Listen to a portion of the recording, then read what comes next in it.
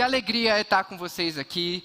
Eu fico muito feliz de cultuar há tanto tempo no culto de sábado, ver tudo que Deus tem feito no nosso meio. Como é lindo ver a nossa juventude, os adolescentes, os jovens juntos, criando um movimento, criando esse ministério da juventude tão lindo que nós temos vivido.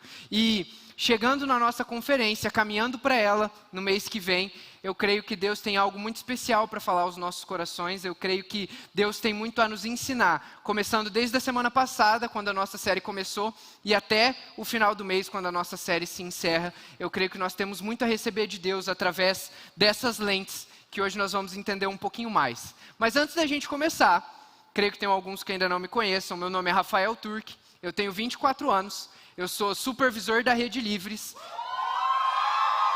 Amo vocês. Eu sou noivo da Anaí, ela que está sentada aqui na frente, linda também.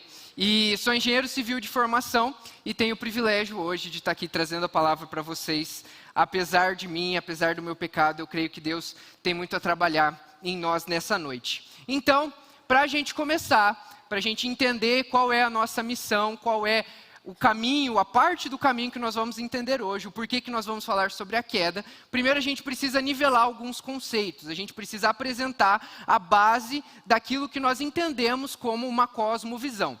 Então, para quem já estava aqui semana passada, entendeu um pouquinho mais sobre o que é uma cosmovisão. O Biten falou sobre a criação, ele falou sobre como Deus criou o mundo, sobre qual é a visão cristã da criação do mundo. E hoje a gente vai dar continuidade a esse caminhar, a esse entender do que é a cosmovisão cristã, mas talvez você nunca tenha ouvido falar, talvez você não conheça esse termo, cosmovisão. Por isso que nós batizamos essa série de lentes, porque uma cosmovisão é uma lente pela qual você enxerga o mundo. É bem semelhante ao meu óculos, sem ele eu estou vendo vocês tudo embaçado, não consigo enxergar o rosto de ninguém. Quando eu coloco o óculos de novo, eu consigo enxergar. Uma cosmovisão é algo muito semelhante a isso. Nós temos uma maneira de interpretar o mundo, nós temos uma maneira de enxergar essa vida que nós vivemos. A maneira pela qual nós fazemos isso é a nossa cosmovisão.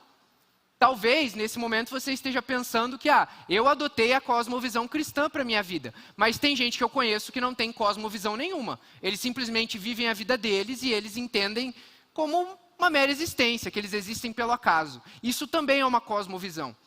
Nós, como seres inteligentes, como seres que interpretam a realidade, todos nós enxergamos o mundo de alguma maneira.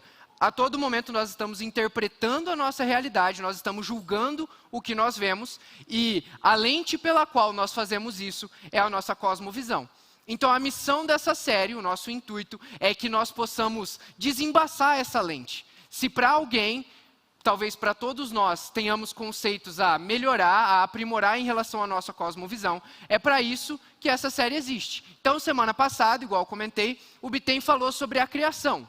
Como os cristãos, a partir da Bíblia, como nós cristãos, a partir da Bíblia, enxergamos como Deus criou o mundo. Talvez você tenha um conflito em relação a isso. Talvez você não entenda muito bem Gênesis capítulo 1, capítulo 2. E, bom, esse episódio já passou, depois você pode assistir online para você tirar suas dúvidas. Se você ainda ficar com dúvidas, aí você pode conversar com o seu líder, com o seu pastor. Mas fato é que nós precisamos caminhar com a nossa cosmovisão. Uma cosmovisão, ela existe para explicar o mundo à nossa volta. Então, o Biten falou semana passada sobre como Deus criou um mundo perfeito. Sobre como Ele tinha criado esse mundo que nós vivemos hoje, sem nenhum problema, sem nenhuma mácula, sem nenhuma rusga, sem nada que pudesse machucar a criação que Deus tinha feito. Mas, creio que seja evidente que algo aconteceu. Porque eu não vivo nesse mundo, eu não sei vocês, mas eu, infelizmente, vivo num mundo cheio de problemas, cheio de pessoas sofrendo, cheio de coisas horríveis acontecendo todos os dias. E por que isso aconteceu? Como que o mundo chegou ao estágio que nós temos hoje? Por que o mundo está tão ruim? Será que Deus abandonou a sua criação? Será que depois que o homem fez alguma coisa errada, ele nos deixou à deriva? Ele abandonou tudo aquilo que ele criou para que, já que vocês decidiram sair do meu cuidado, então vocês vão viver sem ele? Certamente que não.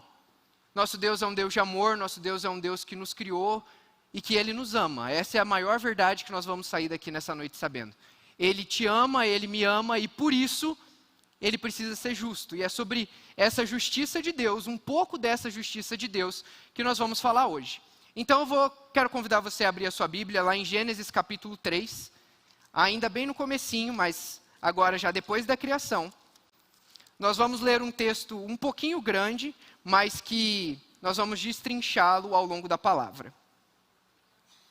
Então a gente vai ler a partir do versículo 1.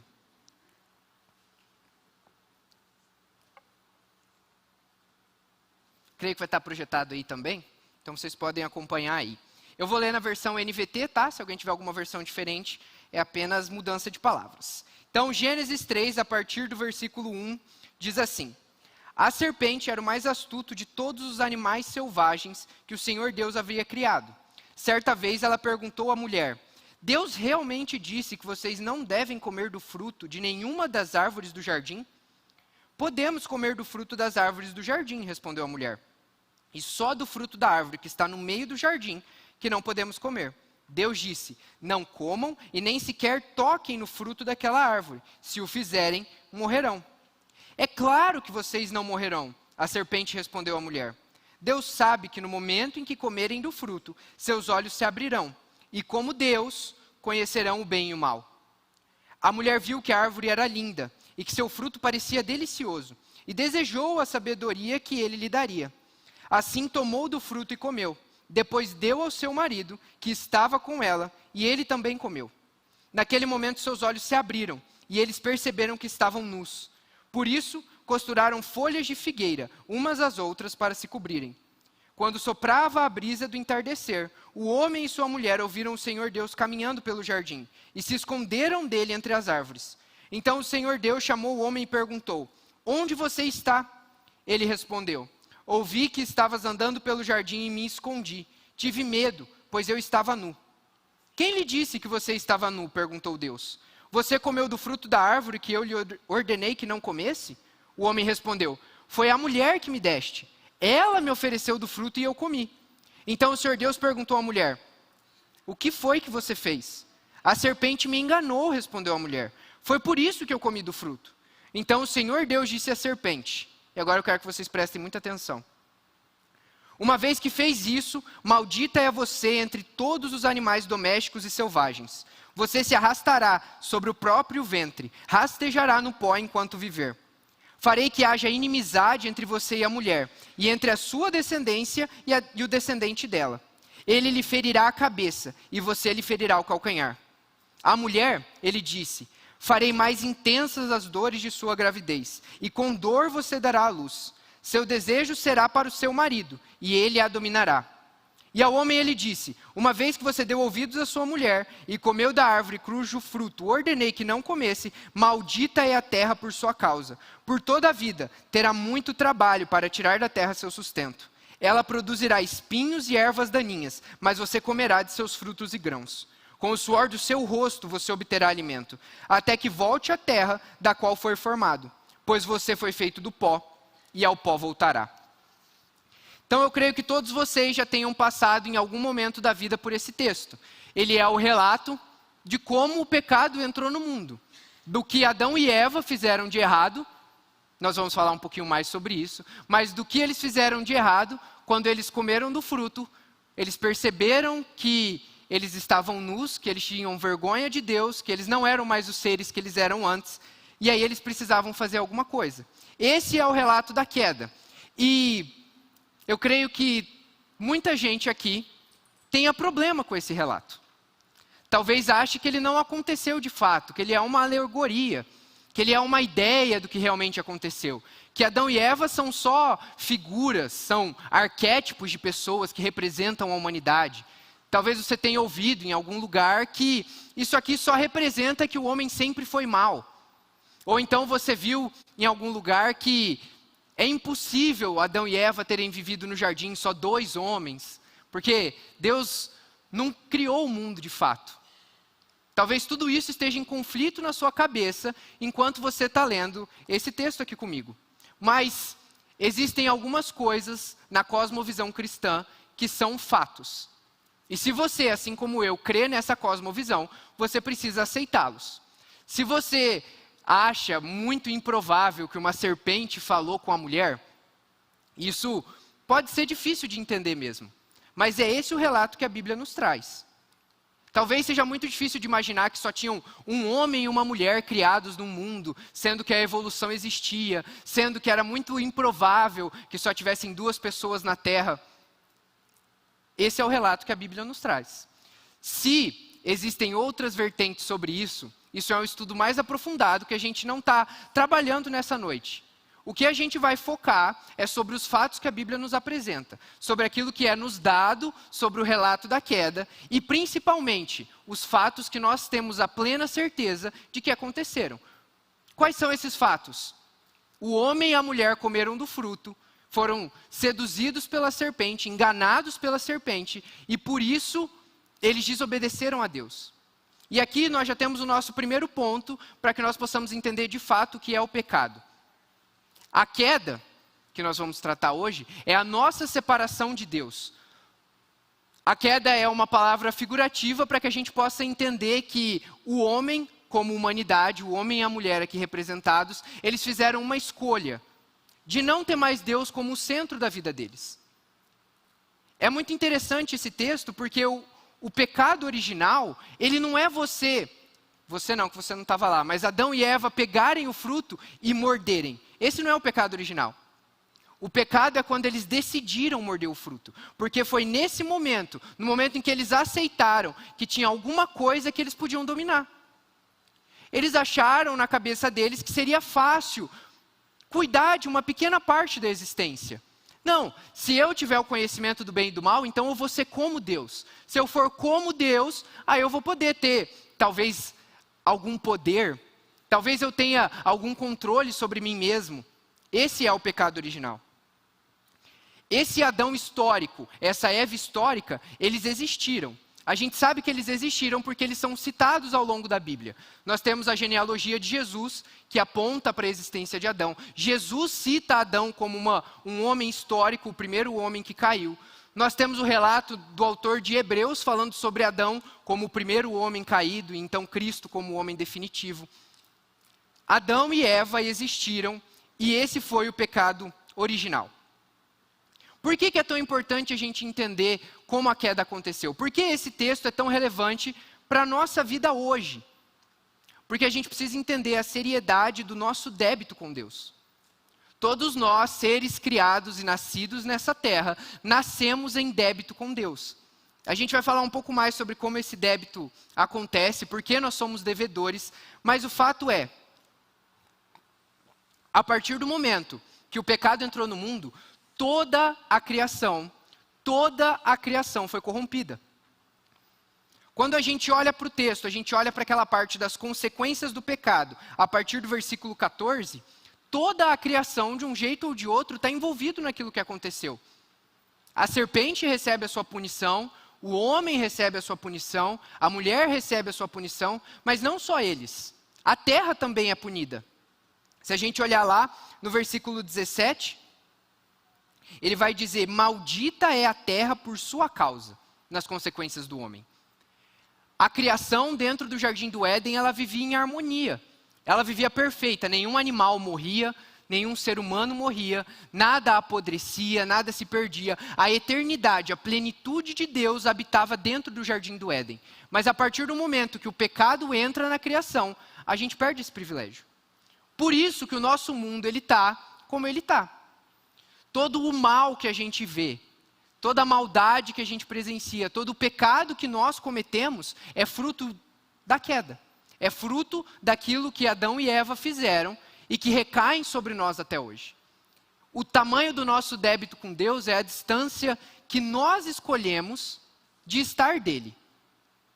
Nós, representados por Adão e Eva lá, a gente vai falar um pouquinho mais sobre isso, porque o que Adão e Eva fez também recai sobre nós, mas mediante a queda, nós não temos mais paz com Deus. Sabe quando a gente canta? Eu grito junto com os adolescentes, porque eu amo essa música. Mas quando a gente canta que nós temos paz com Deus, na música de Colossenses e suas linhas de amor, por que é tão lindo cantar que hoje nós temos paz com Deus? Porque a gente perdeu ela. A gente não tinha mais essa paz a partir do momento que o pecado entrou no mundo.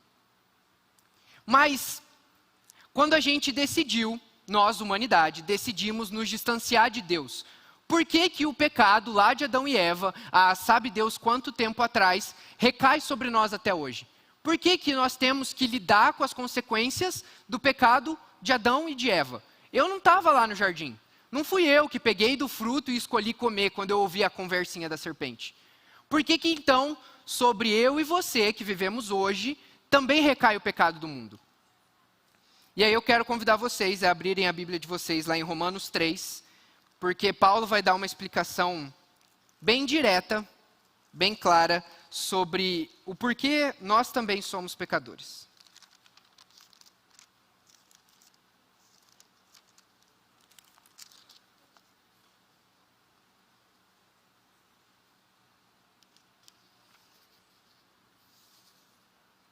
Romanos 3, a gente vai ler a partir do 21. Agora, porém, conforme prometido na lei de Moisés e nos profetas, Deus nos mostrou como somos declarados justos diante dele, sem as exigências da lei. Somos declarados justos diante de Deus por meio da fé em Jesus Cristo. E isso se aplica a todos que creem, sem nenhuma distinção. Presta atenção agora. Pois todos pecaram e não alcançaram o padrão da glória de Deus. Mas Ele, em sua graça, nos declara justos por meio de Cristo Jesus, que nos resgatou do castigo por nossos pecados. Então, o que Paulo está dizendo aqui é que o pecado de Adão e Eva, ele representa todos nós. E por que isso? Por que que o pecado de Adão e Eva representa toda a humanidade? Porque, por mais difícil que essa verdade seja, por mais duro que seja aceitar, eu e você, no lugar de Adão e Eva, faríamos a mesma coisa que eles. Nós também tomamos do fruto e comemos ele praticamente todos os dias, quando nós não damos o devido valor ao nosso relacionamento com Deus. Se o Espírito Santo que habita em nós hoje está preparado, está disposto, está presente em todos os momentos da nossa vida para derramar do amor e da presença dele, quando a gente não o faz, quando a gente não tem o nosso tempo, quando a gente não persevera no nosso relacionamento com Deus, a gente está fazendo a mesma coisa que Adão e Eva fizeram. Quando Paulo fala que ninguém conseguiu alcançar o padrão da lei, é porque todos aqueles 10 mandamentos, tudo aquilo que Deus deu de ordem para o povo no Velho Testamento fazer, ninguém conseguiu alcançar aquele padrão. E não só o povo hebreu, não só os judeus depois, mas toda a humanidade. Ninguém conseguiu alcançar o padrão de criação que Deus tinha antes do Éden. Por quê? Porque é impossível para nós, como seres humanos, seguirmos a lei de um Deus que é perfeito. Porque a partir do momento que nós temos a queda, nós não somos mais perfeitos. A partir do momento que nós temos uma mancha, uma mácula, naquilo que nós somos, na imagem e semelhança que Deus colocou dentro de nós, se torna impossível agradar a Deus. Muitos homens tentaram ao longo da história agradar a Deus. Muitos deles mandaram muito bem. Mas, em todas as histórias da Bíblia, nós temos homens maravilhosos que, independente do quão maravilhosos eles fossem, inevitavelmente eles caíam em algum momento. Se você olhar para a história de Abraão, o pai da fé, ele não teve fé suficiente, por mais irônico que isso pareça, para esperar que Deus mandasse o filho da promessa. Se a gente olha para Davi, o homem segundo o coração de Deus, teve um caso fora do casamento e mandou matar o esposo da amante. Esses homens são heróis da fé, são pessoas que são exemplo para nós até hoje, mas todos eles caíram. Se eles caíram, que dirá nós? Da mesma forma que Adão e Eva pecaram, nós pecamos todos os dias. E é por isso que esse pecado está sobre nós. Por isso que nós acordamos todos os dias inclinados para fazer aquilo que não é certo. Mas talvez você já tenha tido problemas com essa definição. Com a definição de o que é pecado. Você lê talvez a lista de pecados em 1 Coríntios, ou então a lista de pecados de Efésios, e você fala, tá, entendi essas coisas. Mas eu não sei qual que é a definição de pecado. O que é pecado? E para isso a gente vai se utilizar de outra carta de Paulo, que está lá em Gálatas 5, e aí vocês podem abrir aí também, é um texto bem importante, para a gente ter uma definição mais exata do que é pecado. Então, Gálatas 5, a gente vai ler a partir do 19. Vou deixar vocês abrirem. Vai definir para nós o que é pecado.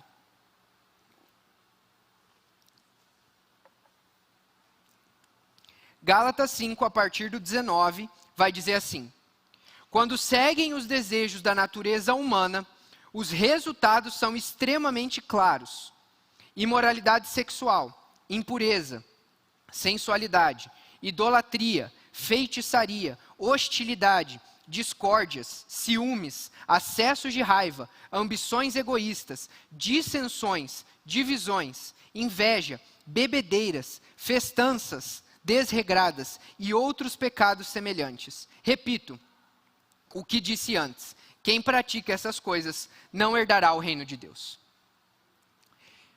Antes da gente partir para destrinchar esse texto, entender o que ele quer nos dizer, apesar de Paulo ser bem claro, é importante a gente entender aqui que nós temos algumas dificuldades quando a gente lê a Bíblia na nossa língua.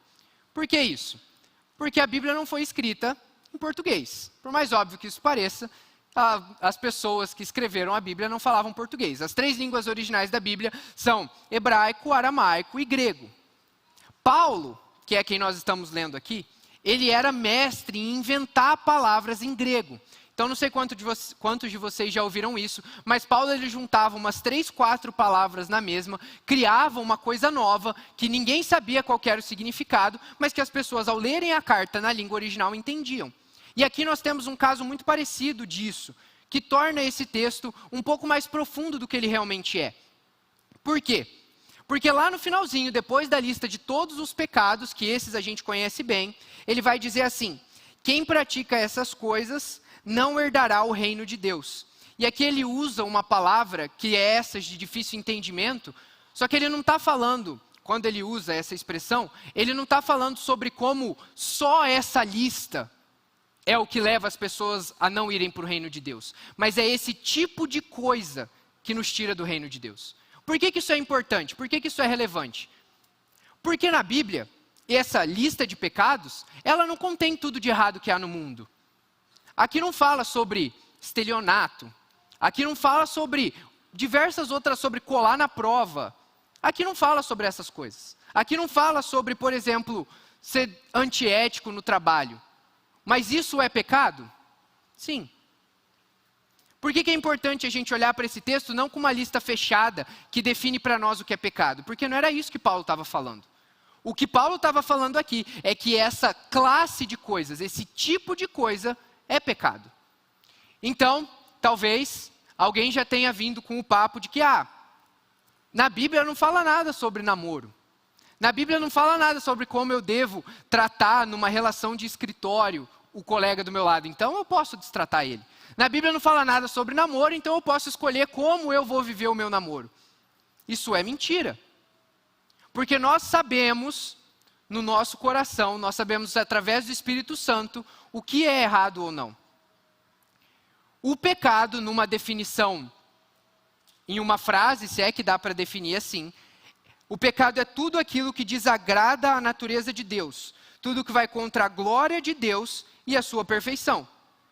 Isso torna o pecado algo muito mais difícil de definir no nosso cotidiano. Por quê?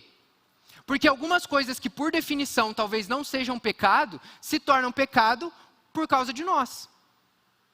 Então, namorar não é pecado, mas eu torno o meu namoro pecado se eu pratico imoralidade sexual.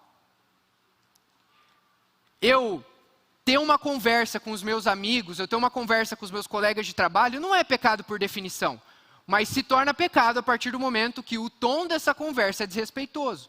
A partir do momento que o que é tratado nessa conversa fere outras pessoas. O pecado, ele vai muito além do que só a lista de coisas que estão aqui, que a gente leu. Para que a gente entenda a profundidade do nosso pecado, para que a gente entenda a profundidade daquilo que nós precisamos consertar em nós, a gente precisa entender que nós temos a inclinação, nós temos a vontade, digamos assim, a tentação de pecar todos os dias, em coisas que não necessariamente seriam pecado, mas que nós, pela nossa natureza caída, a partir da queda, passamos a pecar. O pecado, ele nos neutraliza, ele nos tira do centro da vontade de Deus, ele nos tira daquilo que Deus tinha sonhado para nós como humanidade e nos coloca num lugar distante dele. E por que ele neutraliza? Porque a partir do momento que nós vivemos em pecado, nós não temos mais a oportunidade de ter um relacionamento com Deus. E se a gente viu semana passada que Deus é o Deus perfeito, o Criador do universo, parece um passo lógico pensar que estar longe desse Deus é uma coisa horrível. Então, por que o pecado é tão sério? Porque ele tira a gente de perto de Deus. Não existe uma manifestação plena daquilo que Deus é, onde existe pecado. Não existe a manifestação plena daquilo que Deus é, quando existe pecado. E isso é mais um argumento que mostra o porquê o nosso mundo está do jeito que está. Por que é tão horrível ver os vídeos que infelizmente a gente vê sobre o que está acontecendo lá em Israel? Por que é tão horrível ver como o ser humano tem destruído o mundo? Como ele tem desmatado, como ele tem corrompido a criação que Deus fez? Tudo isso é fruto do quão sério é o nosso débito com Deus. Tudo isso é fruto da corrupção que veio para a humanidade a partir da queda. E existe mais uma pergunta lógica que alguns de vocês devem estar se fazendo agora, que é, beleza, realmente o mundo é muito ruim, eu vejo todas essas coisas que você está falando, eu entendo da seriedade, mas eu não sou tão ruim assim. Se eu cometo algum pecado, eu conto uma mentira aqui e ali, eu não estou matando gente, eu não estou sendo um terrorista. E, de fato, espero que você não esteja sendo. Mas existe uma verdade, que é a verdade que vai destruir essa nossa inocência de achar que o nosso pecado não é tão ruim assim. Agora a gente vai voltar lá para o nosso texto original e a gente vai entender passo a passo, consequência a consequência, por que o nosso pecado é sim tão ruim. Independente de qual ele seja, ele, em termos de consequência, nos tira de Deus da mesma forma. E a gente vai ver isso passo a passo agora, então você pode voltar lá para Gênesis, na sua Bíblia, porque agora a gente vai ficar um pouquinho mais de tempo nesses versículos. Enquanto vocês estão voltando aí, tem um texto de Paulo, esse você não precisa abrir, eu só vou citar ele. Ele é essencial para que a gente entenda como a nossa natureza humana se relaciona com essas consequências que a gente vai ler agora. Então, Romanos capítulo 1, 20, vai dizer assim: por meio de tudo que ele fez desde a criação do mundo, podem perceber claramente seus atributos invisíveis, seu poder eterno e sua natureza divina. Portanto, não tem desculpa alguma. Sim, eles conheciam algo sobre Deus, mas não o adoraram nem lhe agradeceram. Em vez disso, começaram a inventar ideias tolas, e com isso sua mente ficou obscurecida e confusa. Dizendo-se sábios, tornaram-se tolos. Trocaram a grandeza do Deus imortal por imagens de seres humanos mortais, bem como de aves, animais e répteis. Paulo está falando aqui sobre uma classe de pessoas muito específica quando ele está escrevendo para Romanos, mas infelizmente essa classe de pessoas se aplica a toda a humanidade. Quando a gente ignora o Deus que nos criou, quando a gente escolhe se distanciar desse Deus maravilhoso que derramou o amor dele sobre nós, a gente passa a ser como essas pessoas. E a humanidade como um todo tem se mostrado exatamente assim. A humanidade acha que cada vez está se tornando mais sábia, os homens acham que estão cada vez descobrindo mais, entendendo mais sobre o que é a natureza, sobre como a gente pode dominar a natureza, mas na verdade, toda a humanidade caminha para a tolice. Toda a humanidade caminha para a burrice. Por quê? Porque cada vez que nós tomamos um passo para longe de Deus, nós estamos tomando um passo em direção à morte. E por que isso é tão sério? Agora sim, nós vamos ver 4 consequências específicas do que o pecado fez com o mundo. Existem muitas mais, mas por causa do tempo a gente vai ver 4, que eu creio que são as 4 mais relevantes para a gente entender aqui. Então, a primeira delas é o rompimento no nosso relacionamento com Deus. Então, o trecho que mostra isso é: Adão e Eva, com vergonha, se esconderam de Deus. Adão e Eva viam a Deus todo dia no entardecer. Se a gente olha lá no texto, fala que o Espírito de Deus vinha como brisa suave e caminhava com Adão e Eva pelo jardim. Que maravilhoso era esse relacionamento que eles tinham. Todos os dias eles viam Deus, talvez de uma forma física, talvez como presença, difícil saber como era, mas fato é que Deus estava com eles e eles sabiam que Deus estaria com eles. A partir do momento que eles pecam, que eles comem do fruto, eles passam a ter vergonha desse relacionamento que eles tinham.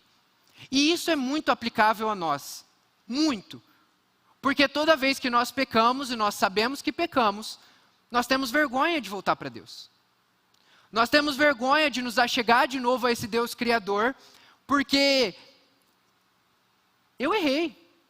Eu sei que eu errei, eu sei que o que eu fiz é errado, e eu tenho vergonha desse Deus que é perfeito.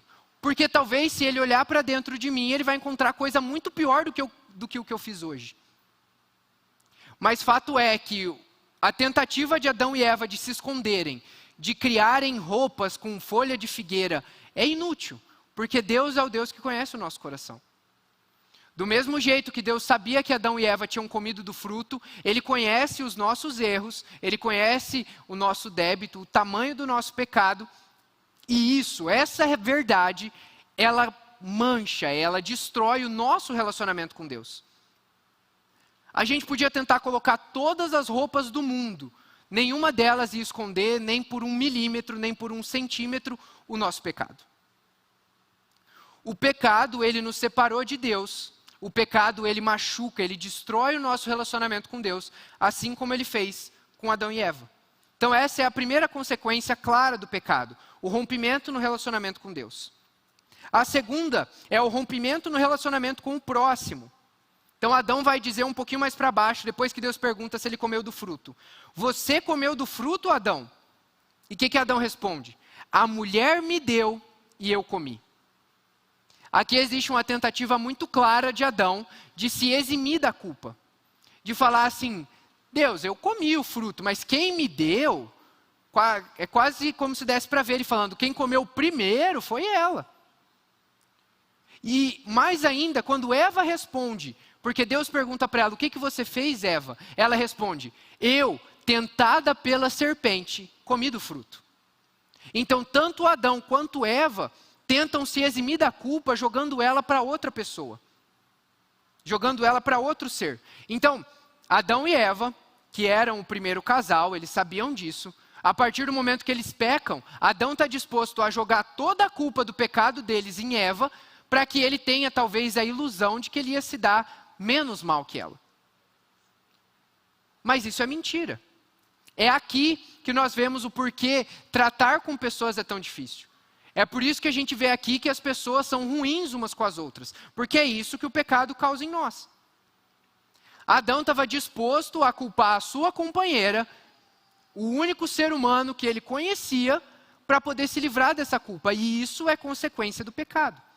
Isso também se manifesta em nós todos os dias. Lidar com as pessoas no trabalho, lidar com as pessoas na faculdade, lidar com as pessoas na escola. Nós vemos diariamente a maldade que o rompimento nos relacionamentos trouxe para todos nós. E isso também é uma consequência do pecado. Então, o primeiro é o rompimento no relacionamento com Deus. O segundo é o rompimento no relacionamento com o próximo. O terceiro é o rompimento interno da humanidade. Então, Deus vai falar nas consequências do homem que agora o homem é um ser em conflito. E eu poderia simplesmente passar reto por essa consequência, porque todos nós somos seres em conflito. A partir do momento que nós pecamos, o nosso coração, a nossa existência, a nossa mente, ela não sabe mais quem ela glorifica. Nós fomos criados, sonhados para darmos glória a Deus. Esse é o nosso propósito de vida. A partir do momento que a gente vira as costas para esse Criador, o nosso propósito inicial se perdeu. Então nós viramos seres em conflito. E aqui eu quero citar uma outra cosmovisão, que era muito presente nos tempos de Paulo, que era o hedonismo. O hedonismo era uma filosofia antiga, em que a forma de pensar, a forma de enxergar o mundo, era sempre priorizando os próprios prazeres. Então, talvez um pouco parecido com a sociedade pós-moderna, mas naquela época o hedonismo visava o próprio prazer. Então, se você era um seguidor da filosofia hedonista, você não ligava para o mal que você causava ao outro, se isso te dava prazer. Você não ligava para a maldade que estava acontecendo no mundo, se você se desse bem nesse processo. Isso é uma consequência direta do nosso rompimento interno. Porque a partir do momento que a gente precisa buscar algo para que a gente possa glorificar, muitos encontram neles mesmos, em nós mesmos, o motivo pelo qual glorificar. Nós precisamos, como seres, buscar algo para ser o nosso propósito de vida. Se Deus não está mais no centro, se Deus não está mais ocupando o trono, então a gente vai buscar alguma outra coisa. E é a partir daí que muitos problemas começam. Então, por que aconteceram tantas guerras na humanidade? Porque nós somos seres em conflito. Por que existe tanta coisa ruim acontecendo no mundo? Tanta gente querendo enriquecer de forma ilícita? Porque eles querem glorificar a eles mesmos. Tudo o que o pecado nos mostra é como a humanidade tem abraçado o pecado. E a quarta e última consequência do pecado que a gente vai ver é o rompimento do homem com a natureza. Então, Deus vai falar: maldita é a terra por tua causa, também nas consequências do que ele fala para o homem. Eu já citei isso rapidamente, mas dentro do jardim do Éden, antes do pecado, não existia morte. Todos os seres eram eternos, os animais viviam em perfeita harmonia, não existia predadores, não existiam presas, não existia morte, todos eles viviam plenamente, todos eles viviam em perfeita harmonia. Talvez olhando para a nossa existência hoje, seja difícil de enxergar como isso acontece, como que um leão comia, como que os animais carnívoros se alimentavam. Isso na segunda vinda de Jesus ele vai esclarecer para nós, quando ele restaurar toda a criação. Mas fato é que a partir do momento que o homem pecou, que ele foi tirado do jardim, ele passou a ter que lidar com os problemas da criação também caída. Então, o nosso pecado como humanidade, ele não só nos tira do centro da vontade de Deus, ele tirou toda a criação do propósito inicial dela. Essa é a seriedade do nosso pecado. Essa é a seriedade do tamanho do nosso débito com Deus. A partir do momento que nós saímos do centro da vontade de Deus, a partir do momento que nós caímos, a morte passou a existir para todos os homens. Então, antes da queda, não existia morte. Nós seríamos seres eternos, eternamente glorificando ao nosso Deus na nossa existência. Mas eu creio, eu espero que tudo isso tenha mostrado que o seu pecado, não tão ruim assim, na verdade é bem ruim. Na verdade, o distanciamento de Deus não está relacionado à seriedade com os olhos humanos do nosso pecado, mas está muito mais relacionado à seriedade de como Deus enxerga o nosso pecado. Nós perecemos, nós morremos, a criação morre, o mundo está fadado a essa criação, porque nós escolhemos nos distanciar de Deus.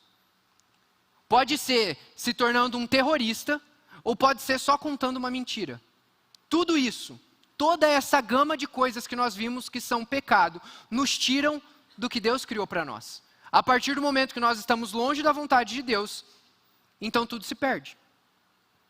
Tudo que o ser humano tenta controlar com as suas próprias forças, com o seu próprio entendimento, com a sua inteligência, com a sua sabedoria, é destruído.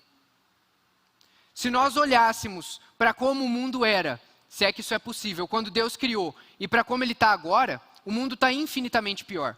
Mas é porque Deus abandonou a criação? É porque Deus deixou tudo à deriva? Não. É porque isso é consequência do que nós fizemos com o mundo. Isso é consequência daquilo que o pecado causa em mim e em você. E aí então surge mais um problema. Surge mais uma questão, mais uma dúvida, que se você já se perguntou ela, então você pensa sobre a sua fé. É uma dúvida sadia. E qual é essa dúvida? Se Deus é onipotente, ele tem poder sobre todas as coisas, por que ele simplesmente não ignorou essa parte? Pô, ia ser muito mais fácil se Deus falasse assim: tá bom, eu vou resetar a criação, vou recomeçar do zero esse universo aqui que deu errado, e agora eu vou fazer certo, vou fazer dar certo. Ele podia. Ele é todo poderoso, ele podia ignorar o meu e o seu pecado e fazer as coisas e consertar todas as coisas. Mas existe uma verdade sobre Deus, que nós vamos ler agora, que ela é tão importante quanto a mentira que contam por aí, a falsa ideia de quem Deus é. Então eu quero que vocês abram lá em Apocalipse capítulo 20. A gente vai ler do versículo 11 até o versículo 13.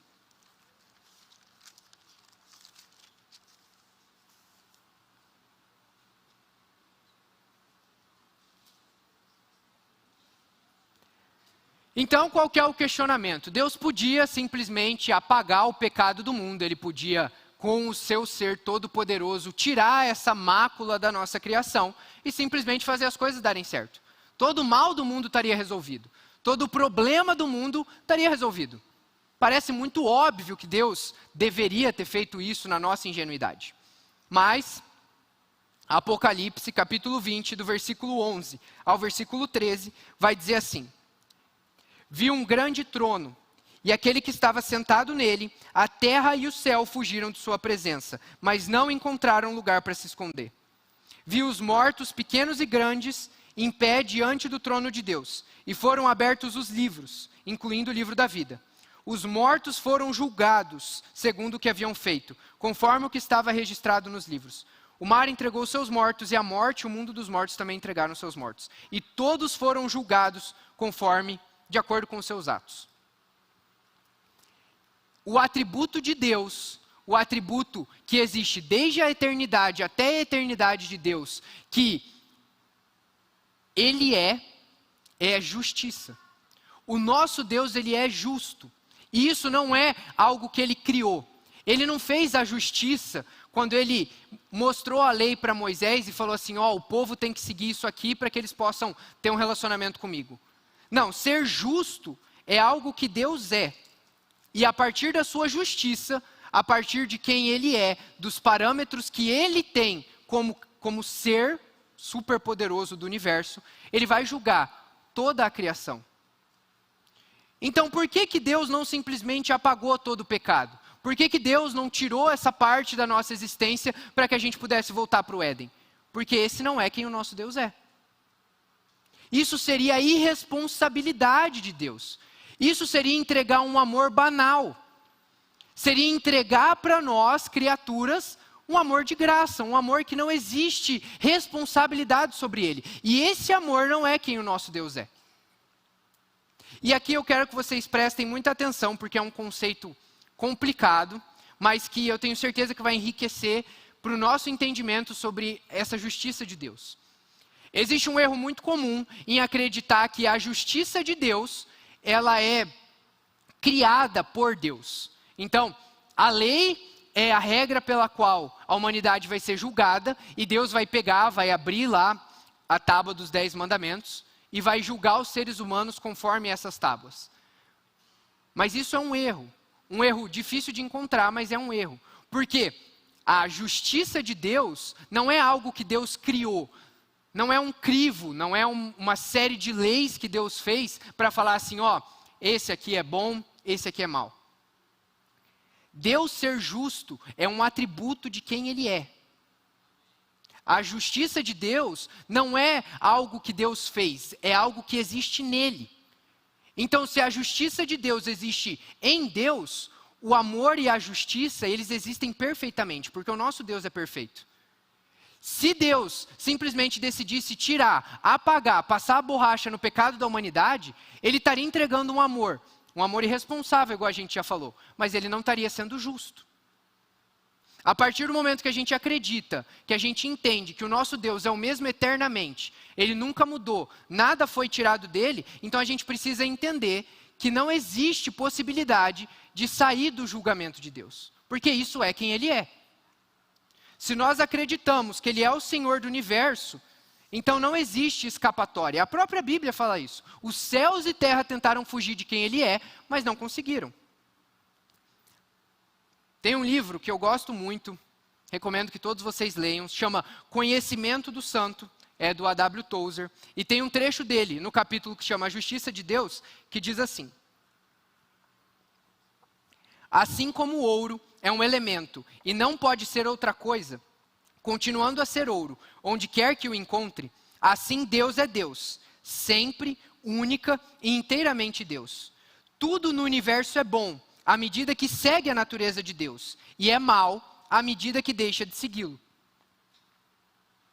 Percebam o quão importante é, o quão poderoso é o fato de Deus não mudar, e a justiça dele não mudar. Porque se ele fez uma criação que era para ser perfeita, essa criação se perde desse caminho que Deus trilhou. E Deus simplesmente fala, não, então peraí que eu vou mudar os parâmetros dessa criação, vou fazer ela de um jeito diferente. Deus não está só mudando a nós como criaturas, Ele está mudando quem Ele é como Criador. Se Deus está mudando quem Ele é, então Ele não é mais digno de confiança, porque Ele muda.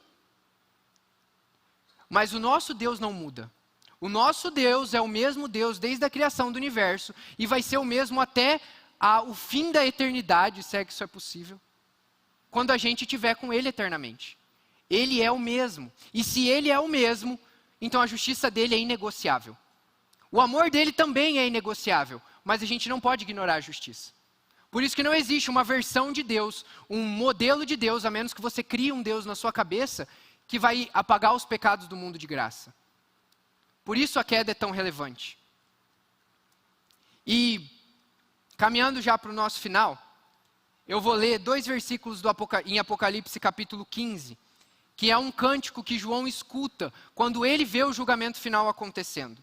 Então Apocalipse 15, 3 e 4 vai dizer assim: E cantavam o cântico de Moisés, servo de Deus, e o cântico do Cordeiro dizendo, Grandes e admiráveis são as tuas obras, ó Senhor Deus Todo-Poderoso.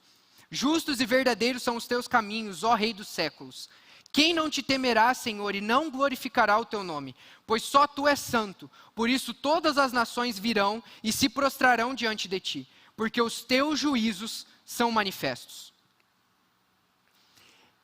Nós sabermos que o nosso Deus não muda e que Ele é justo, nos dá a segurança, nos dá a paz de saber que, a partir do momento que nós entramos na graça desse Deus, a partir do momento que nós temos a nossa paz restaurada com Ele, Ele é fiel para manter essa paz até o fim. Porque se Deus não fosse esse ser justo, Ele podia mudar agora o parâmetro da criação e falar assim, beleza, o pecado apagou. Mas se Ele mudou quem Ele é uma vez, não existe mais segurança em quem Ele vai ser para o futuro. Ele pode lá na frente decidir desmudar. E aí a gente vai voltar a não ter mais paz com Deus. Deus só é digno de confiança porque Ele é justo, porque Ele é perfeito e porque Ele não muda. E agora sim, talvez todas essas palavras tenham caído como ferro, são palavras duras de ouvir. A queda, o motivo pelo qual nós estamos separados de Deus, é motivo de nós sentarmos e chorarmos amargamente pelo ser imperfeito, corruptível e fraco que nós somos. Mas se você já ouviu alguma vez, alguma pregação na sua vida, qualquer pessoa falando sobre quem Deus é, então a gente sabe que o nosso Deus que é amor, Ele não podia deixar a criação dele desse jeito. Eu não vou falar aqui agora sobre como a redenção aconteceu. Isso é dever do pregador da semana que vem. Já falamos o suficiente hoje sobre conceitos teológicos difíceis. Mas o que eu quero mostrar para vocês é que tudo isso está contra nós. Todo o pecado do mundo está contra nós. Nós somos seres desprezíveis, nós somos seres ruins, nós somos seres corruptíveis, mas por amor e por misericórdia, Deus não nos deixa ir para a eternidade desse jeito. Deus não nos deixa que nós pereçamos dessa maneira. Será que é possível, mediante tudo isso que a gente viu, mediante todo o nosso pecado, todo o nosso distanciamento de Deus, a gente encontrar vida? E o único que podia entregar essa vida de volta para nós, que nós já tivemos, é o mesmo Deus, o único Deus com poder para criar todo o universo. Então agora eu quero convidar você a ler provavelmente os meus versículos favoritos da Bíblia, que estão lá em Romanos capítulo 5. E eu vou me esforçar muito para não chorar lendo eles.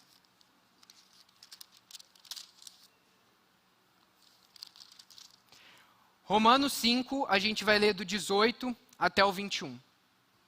Romanos 5, do 18 até o 21, vai dizer assim: é verdade que um só pecado de Adão trouxe a condenação a todos, mas um só ato de justiça de Cristo removeu a culpa e trouxe vida a todos.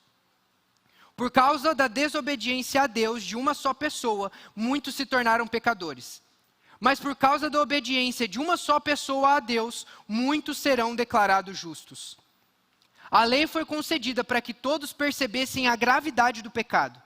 Mas à medida que o pecado aumentou, a graça se tornou ainda maior. Portanto, assim como o pecado reinou sobre todos e os levou à morte, agora reina a graça, que nos declara justos diante de Deus e resulta na vida eterna por meio de Jesus Cristo, nosso Senhor.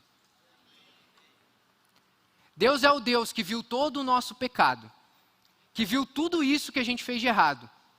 Ele vê a sua vida inteira como um livro, como um filme, e Ele sabe onde você errou em cada ponto dela. Mas Ele escolheu, pelo amor dEle, uma solução, uma maneira, um jeito de nos restaurar. Ele escolheu enviar o seu próprio Filho, Jesus, para morrer na cruz por nós.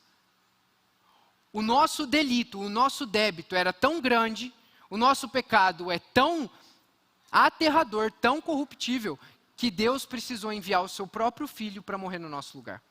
Como isso acontece? Por que a redenção aconteceu? O que Cristo fez? Todas essas perguntas serão respondidas semana que vem.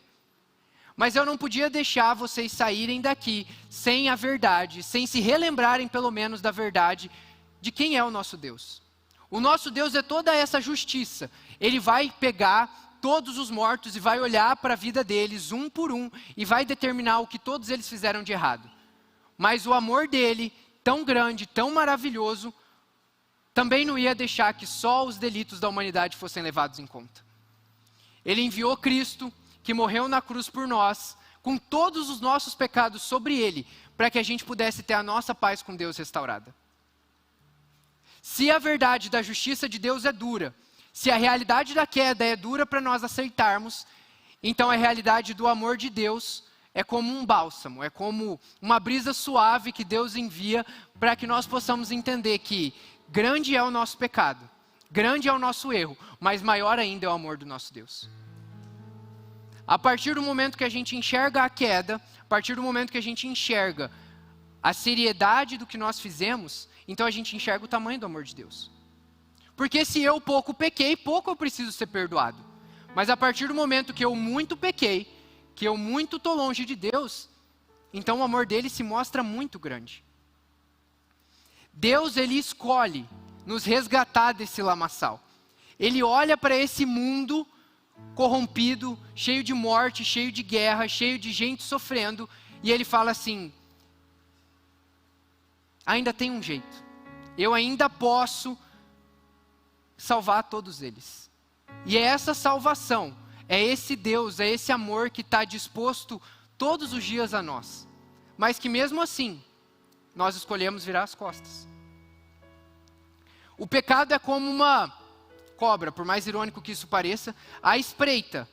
A partir do momento que a gente volta a vacilar, a partir do momento que a gente volta a dar voz para os pecados na nossa mente, para a nossa natureza caída, a gente volta para o pecado.